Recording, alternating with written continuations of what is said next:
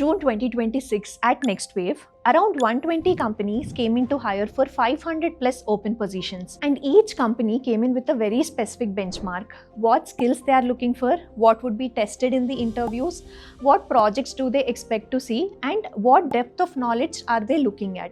So these benchmarks differ from each role and each salary level, and these keep evolving with market trends.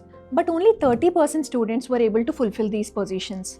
This shows that the jobs are there, but it is the students who were not able to get them because they are not aware of how these benchmarks would actually look like. And that's exactly why you need to watch this video till the end, because now on, every month we will look at what companies came to hire at NextWave and what benchmarks they came in with. We'll also identify and analyze these benchmarks tire by tire so that you know what to prepare for before you get into your next interview. Let's get into the video now.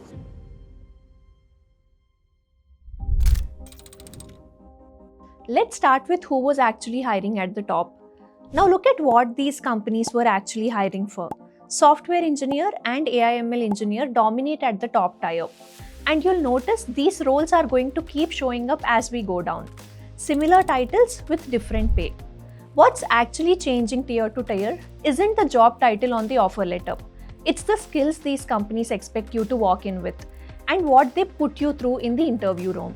Now, if you look at the skills that these companies are demanding, one thing becomes very clear. Python is still the entry ticket, but DSA is the filter that separates people who get through from people who don't at this level.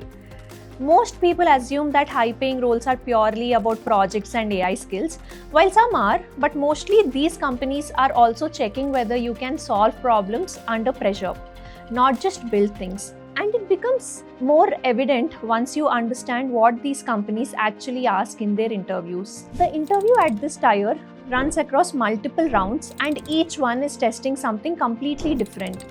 Before you even speak to anyone, some companies want you to build something, a working project, a GitHub repo, or a demo video. The first technical round goes deep on that project.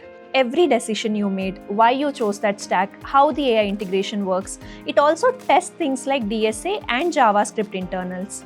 Then the second technical round shifts to raw problem solving, live builds under time pressure, ML formulas, and at some companies, your ability to use AI tools is what they're actually evaluating. A strong project alone won't carry you through all of it. Your DSA needs to hold up in a live round too. Both things need to be ready at the same time. If DSA is something you're lacking, you're not ready for this tier yet.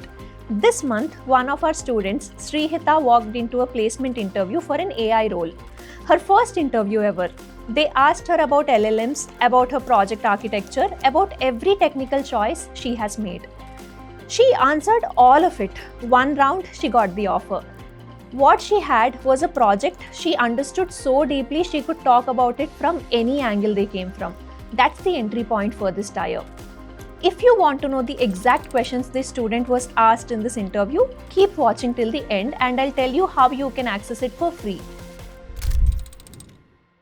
Now let's look at who was hiring in this range. This is where most of the recognizable company names in June were sitting. Nearly 3 times more positions than the top tier had. Now look at what these companies were hiring for. Full stack developer leads by a huge margin. But here's the thing worth understanding. A full stack developer role at 8 LPA and one at 15 LPA can look identical on paper. Same title, same tech stack on the JD. What separates them is the depth being tested. The mid-tier might just expect you to have beginner level knowledge and know how to use these tools. The top tier expects you to understand them well enough to defend every decision you make. Looking at the skills these companies are demanding for these roles, SQL along with Python is in the lead. It's the most mentioned skill across every role in this range. And here's what that means for you.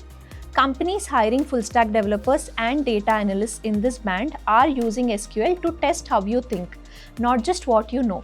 You will get SQL questions even at companies that don't sell softwares or data products. So if you think SQL is just a small box to tick on your resume, think again. You need to take it seriously.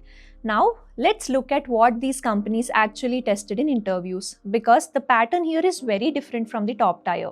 Round 1 is mostly aptitude and MCQs. This catches people off guard who only prepared for coding but skipped OS and DBMS. Round 2 is live coding with medium DSA and SQL in the same session, not separately. Round 3 is same here too. Your project, what you built, why that stack, what broke and how you fixed it. And round 4 is the last HR round. What this means is that no single strong area will carry you. If you stumble in one round because you skipped DBMS, you will never get to show your project. If you clear aptitude but your SQL falls apart in round 2, then the project doesn't matter. Each round is a filter that you need to pass, and the format isn't even fixed. Some companies replace round 1 entirely with a timed 45-minute take-home. One of our students, Ram's story, is the perfect example of how you can crack these roles. He started in his first year with absolute basics: logic building, Python, HTML, CSS. Second year, he focused on DSA. By third year, he layered in SQL, React, Node, system design, and OS. 4 years after he started, he got his software developer offer this month. He didn't jump to React before Python was solid. He didn't skip DSA and go straight to projects. He understood that you can't jump to advanced stuff if your fundamentals are not clear. The companies in this tier will find these gaps if they exist.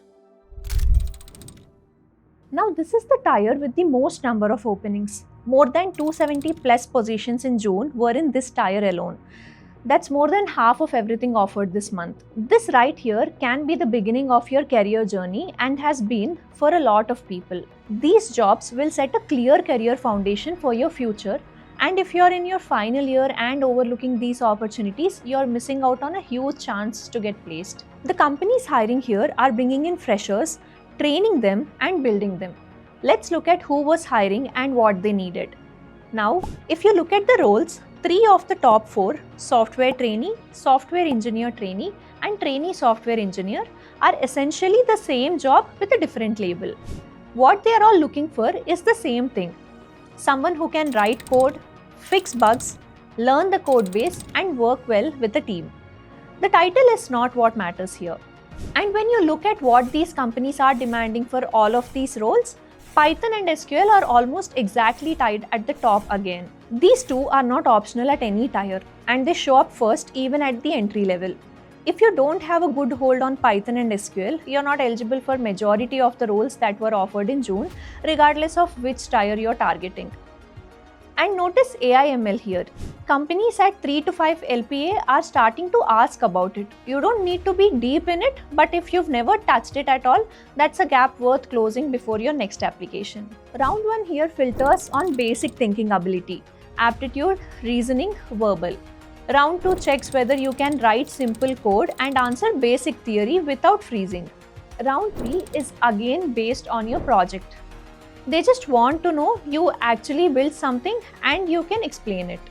And round 4 is HR, which at this tier might carry more weight than at any other. So your communication skills should also be on point.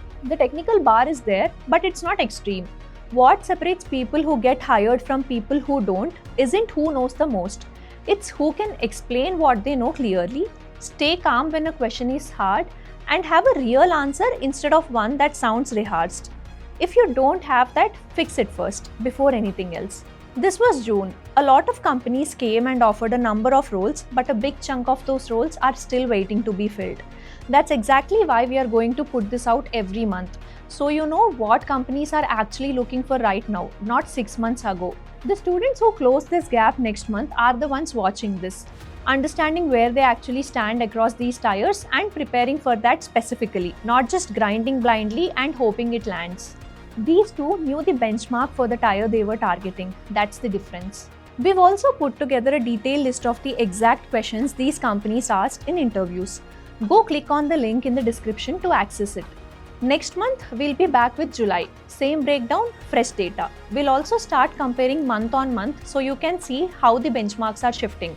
Drop in the comments which tier you're targeting right now, and if this helped, send it to someone who's in the middle of preparing.